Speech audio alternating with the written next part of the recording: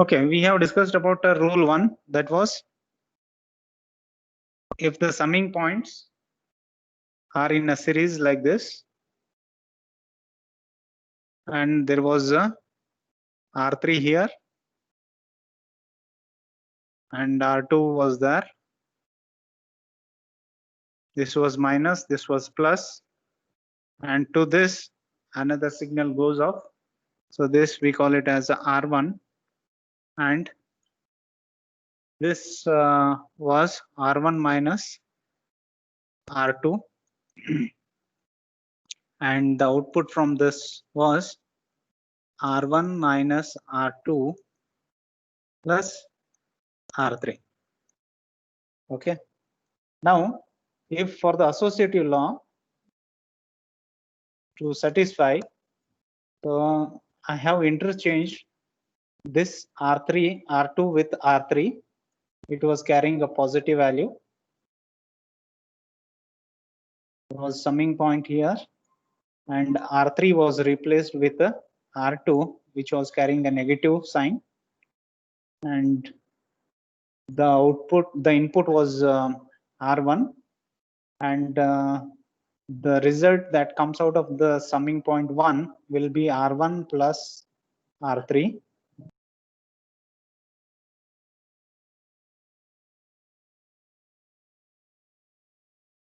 Then from this, it is 1 plus R3 minus R2. And if I compare these values, the output, if I compare, there was no change in it. There was no change in the signal output. So that we call it as a associative law. And later we have discussed what is called as there was a summing point here. There was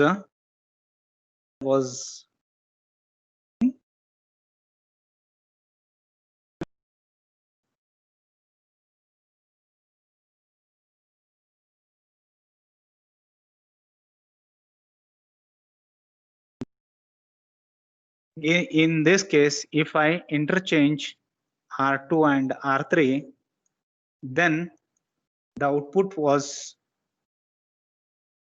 not similar, right?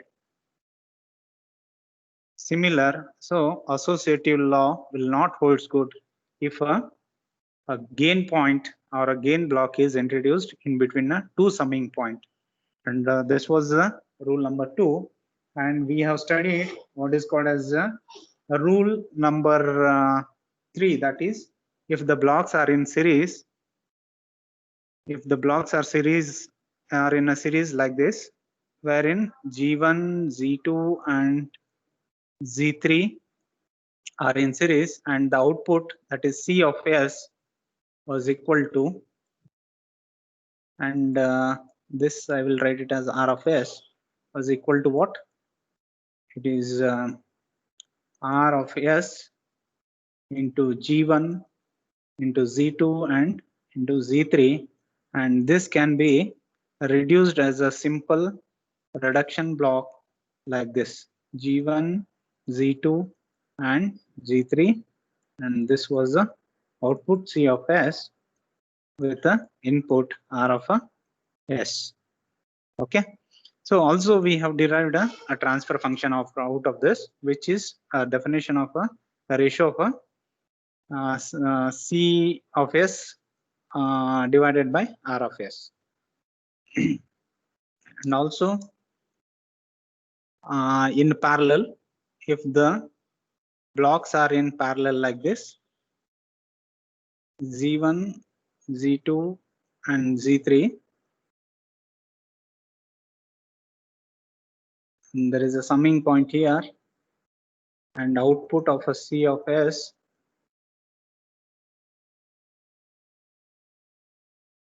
this was R of S. Okay, so in that case what happened? It is a summation. So C of S can be written as R of S into Z1 plus Z2 plus Z3. So these were some of the rules we have discussed in a previous class. Now, similarly, I have explained about shifting of the summing point beyond the block and in front of the block. And we will take with a new rule, that is rule number 6. Rule 6. So here it is shifting of a takeoff point, we call it as beyond the block. Shifting takeoff point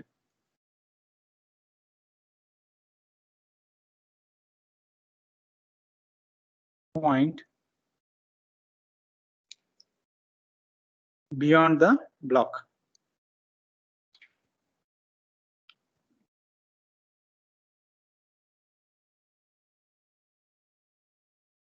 Behind the block.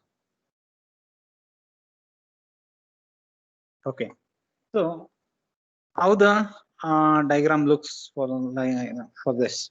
1 second. I think some of the students are showing it as login. Should I admit them or what it is?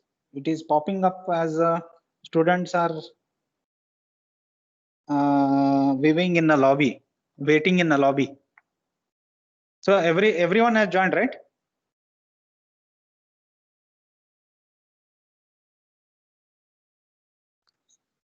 Okay. Now shifting a takeoff point behind the block. For that one, there is an input R and there is a block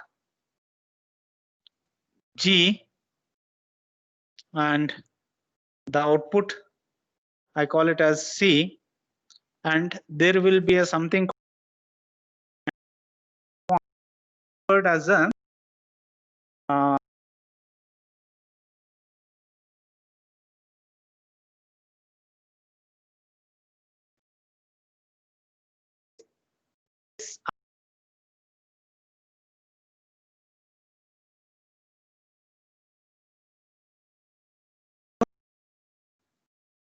so in the sense C is equal to R into G because they are in a series. Similarly, Y is also equal to R into G, right? Now, if I want to shift this Y behind the block, so the rule is what? Shifting the takeoff point. So this I call it as a takeoff point. So this is called as a takeoff point. So if I want to take this takeoff point behind the block G, then the circuit, the block diagram will look like this.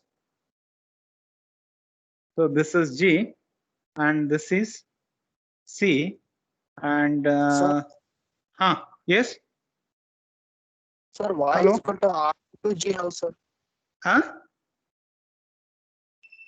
Hello? Sir, Y is equal to R into G, you wrote, no, sir. How it will be, sir? Because C is there, no? C is what? C is output that comes from what? R into G. R is in a series, G is in a series. So the output that comes over here. Okay. So the output that comes from this R and G, they are in a series and I have to make it as a product. So the signal will be R into G. So that is equal to R into G. And from the take-up point, what is the what is the signal that comes from this? So it comes here. The R of G comes here and it gets routed to a Y also. So that's the reason I am writing Y is equal to R of G, C is equal to R of G. But as of now, we are not knowing whether there is a summing point or here. If there was a summing point, we would have said it can be plus or minus, because partly y might have taken something and partly c might have taken something, but here there is no summing point here. So in the sense, either r of g may enter into a y or it can enter into a c. We don't know. Both the possibilities are there, right? So that's the reason I am writing c is equal to r into g and y is equal to r into g. Clear? Vikas? Yes, sir. Okay. Now, here, as per the rule, what I have to do, I have to shift the takeoff point behind the g. So if this is the case, so if I take, what is the value of y now? Can anyone tell what is the value of y? R, sir. R, only R, because there is only one input that is coming. The same R is going here also. And this R and G, they are in a series, and the value of a C is R into G. So in the sense, the circuit is not similar, right? The block diagram is not similar. Now, what should I make? This condition is satisfied. C is equal to R into G is satisfied. Now, the condition here, y should also be equal to R into G. If I want to make this R equal to y is equal to R into G, what changes I should make here in the block diagram?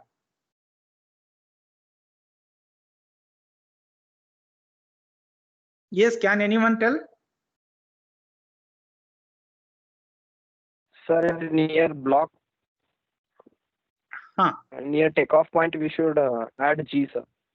Yes. So in the sense, I have to add a block with a gain value G. Now, y is equal to, I can write R into G. Okay. So in the sense, if I want to take off this takeoff point behind the G, then this is the circuit that satisfies. Okay. Now similarly, let us go to the takeoff point after the block. So rule 7, shifting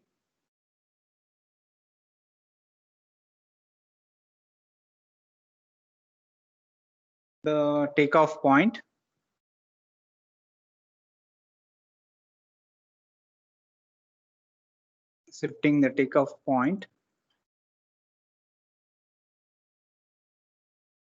after or beyond the block.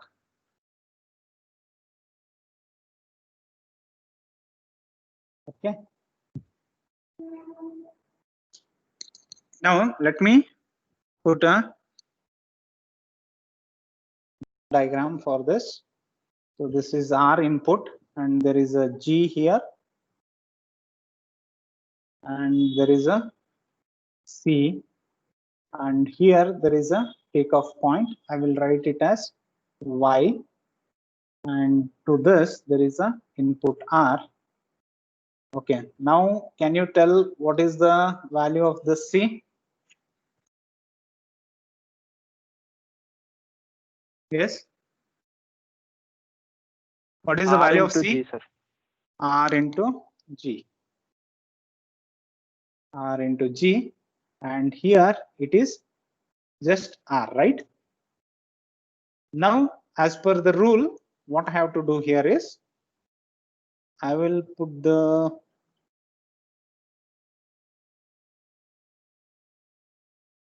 G as it is, and here is a R input, and there is a C here, and I have to take off this point after the G. So this is my new Y. Now, as per this rule, what is the value of a C?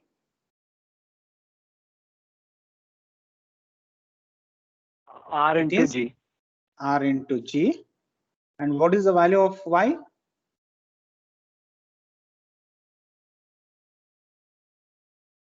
R into G, sir. R into G. Now, this is not similar to this. So what should I do to the block diagram so that it resembles the first one?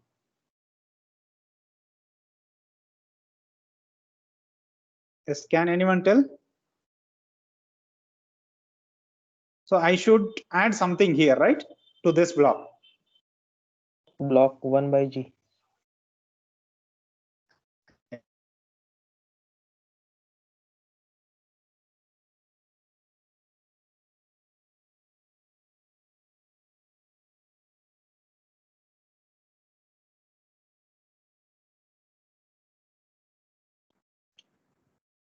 R into G by Z is there. This G get cancelled and it will be a only R. Okay.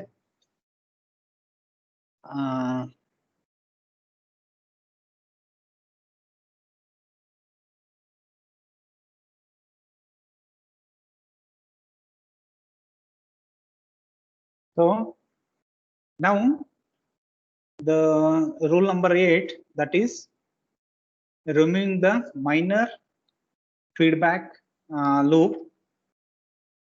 That is rule number 8.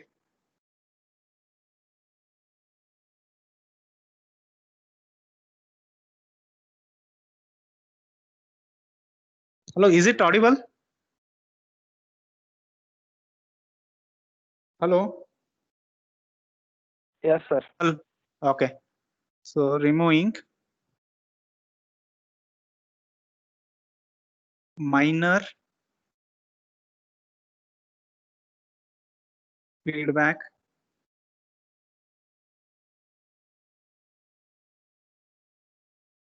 loop. Okay.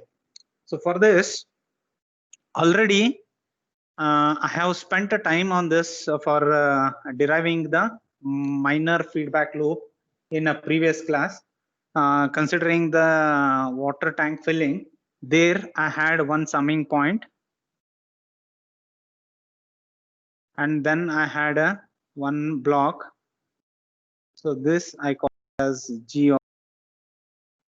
So if I write a G or a G of S, it is the same.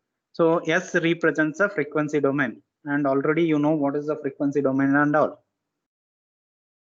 And this will be a C of a S, and this is equal to R of S. So there was a takeoff point like this, and this is called as a feedback. I call all every time the feedback is represented as H of S. Okay. And if this is the condition, if I want to take off all this, see here, there is one summing point, there is a block, there is a takeoff point, and there is a feedback. And if I want to reduce it as a single block, we have derived the transfer function R of S is equal to C by S. We have derived this in a previous class. Sorry, the output should be there, no? So this is C of S divided by R of S should be equal to a G of S divided by 1 plus or minus G of S into H of S.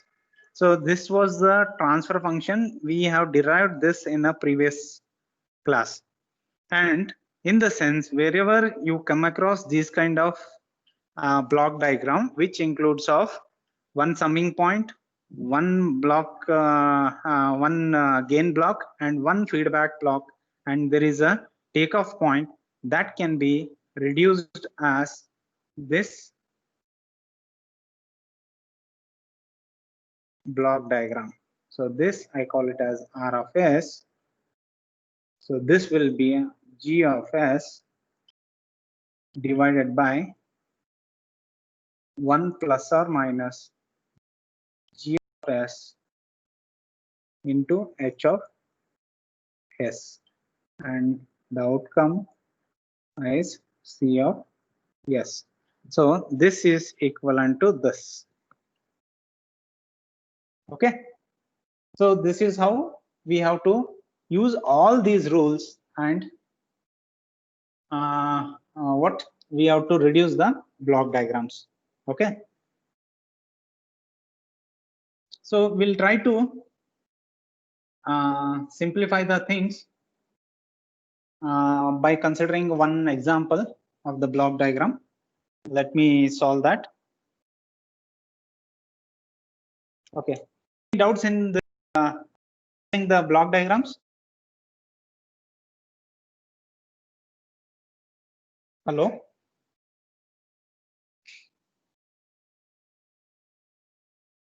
Hello?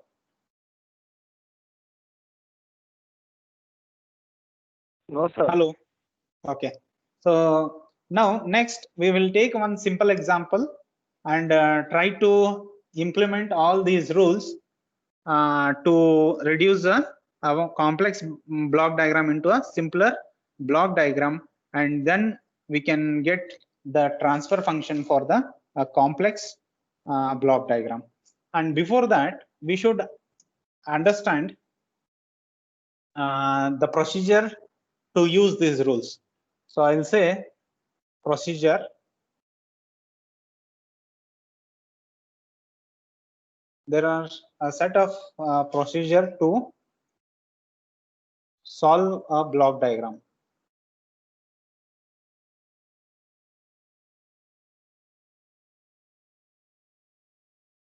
So block diagram. Okay. So block diagram reduction we call it as. The first point is reduce the blocks connected in series. Reduce blocks connected in a series.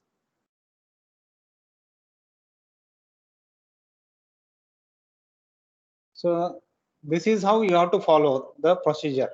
So then it becomes easy for reducing the block diagrams. Then the second step should be reduce the blocks connected in parallel.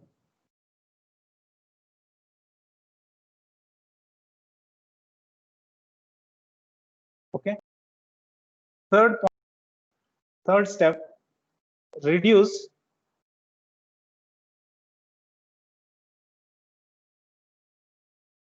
the minor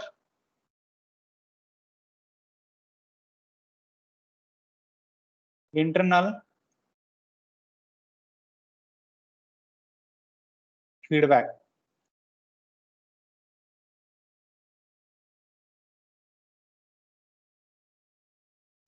Feedback loops. So just now I have shown how to reduce the minor internal blocks. Fourth point is, as far as possible, try to shift the takeoff points towards the right and summing point to the left. So in the sense, takeoff point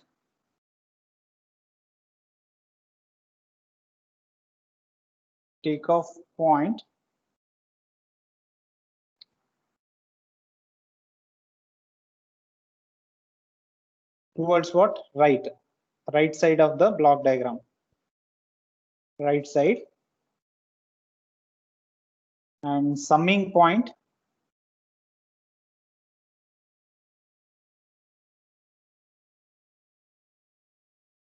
towards the left. There is no hard and fast rule to follow this procedure in as it is, but if you follow these types of steps,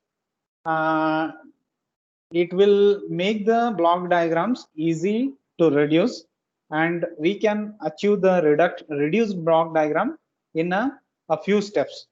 So for that we have to follow these rules. So that's the condition. Okay, now let me draw a simple block diagram to understand how we can implement these rules to reduce the complex block diagram into a simpler reduced block diagram. So let me write, this is R, and this is positive, negative, and there is another summing point here. And there is a block G1, and this one is G4, and from there is G2,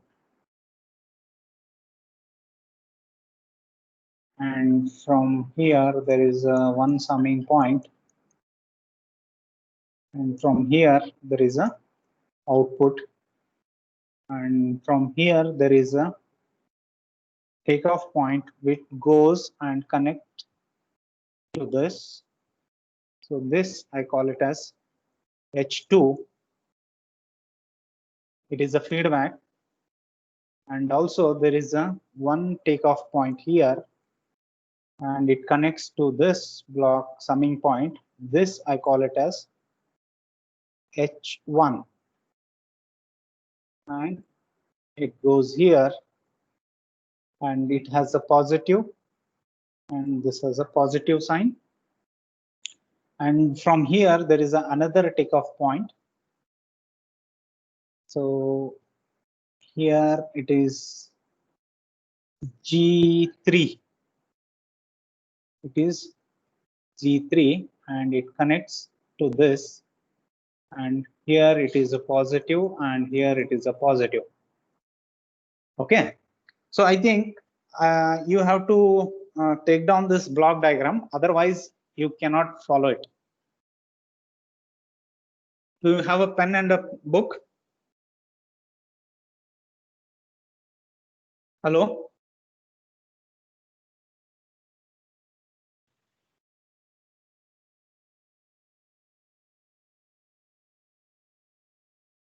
So take a pen and a book and try to draw this, because I will be wiping off once the page is full.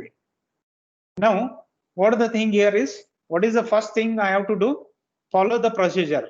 Reduce the blocks that are connected in a series. Now, if I see G1 and G4, they are connected in a series. Okay, so I can make this G1 and G4 as a product and make this as a one block. Instead of two blocks, I can make it as a one block.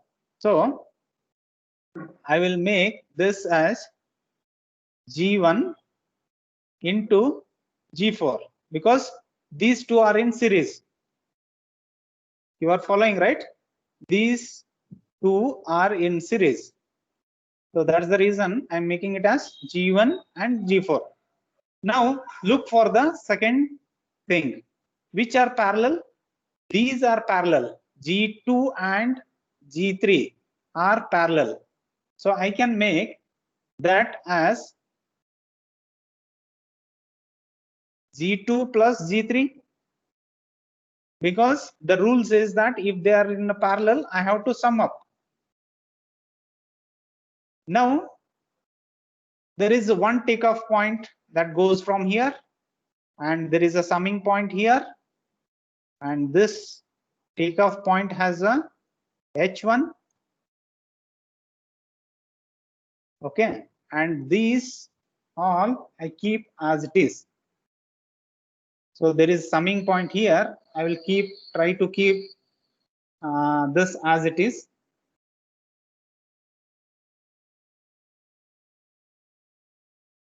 So then there is this, and there is a summing point here also, and this is a R, and there is a H2. This is H2. Okay. Now, if I see this is similar to a minor block. See this portion is similar to a minor block. And to do that one, what I have to write here is, to reduce this block will be something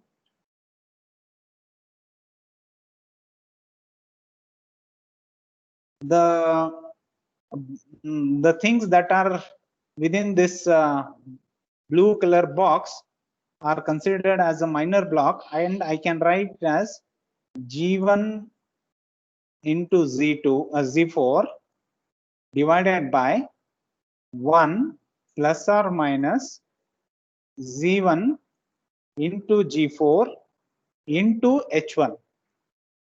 This we got from the minor rule. Okay, reducing the minor rule. So in the sense, I can remove this block and write it as this in the new block diagram. Let me write that block diagram. So it will be a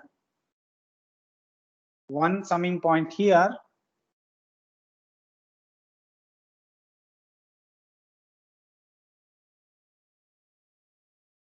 and that whole of this one was G1 G4 divided by 1 plus or minus. Now you don't bother about this plus or minus. We can discuss more about that. And H1. And then there is another block which was in a parallel. So that is equal to G2 plus Z3. And there was a output, and this takeoff point was there, and it was connecting here, and here there was H2, and this was C, this was R, and these are the input signals. Now if I see this block, these two blocks are in a series now. Now I will apply a series rule. I'll keep this summing point as it is.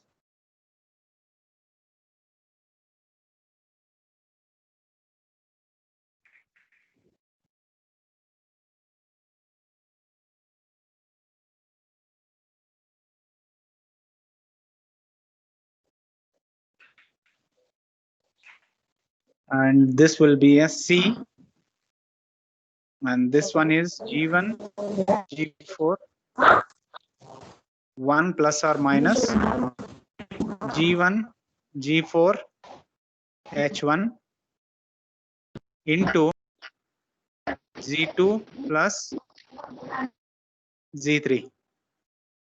Okay. So, and there is a minor rule here. So this will be H2. Now if I reduce this block, so what it will be? I'll write this in the next slide. So this will be equal to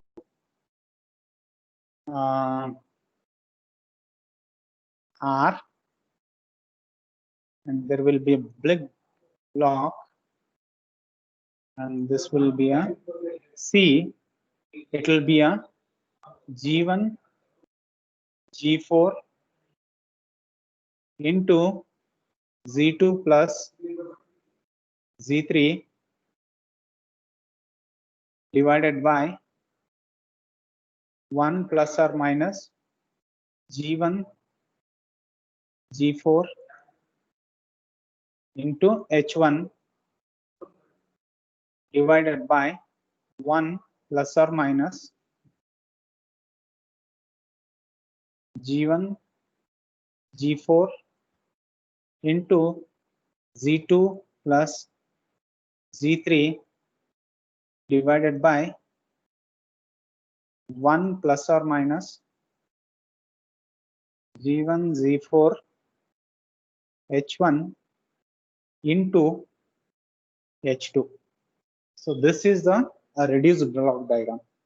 And upon simplification, I can write C of S, that is transfer function. This C of S divided by R of S. If I simplify this equation, then I will be getting a transfer function as G1 G4 into G2 plus G3 divided by 1 minus G1 G4 H1 plus G1 Z4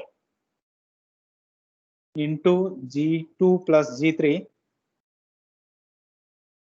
plus H2.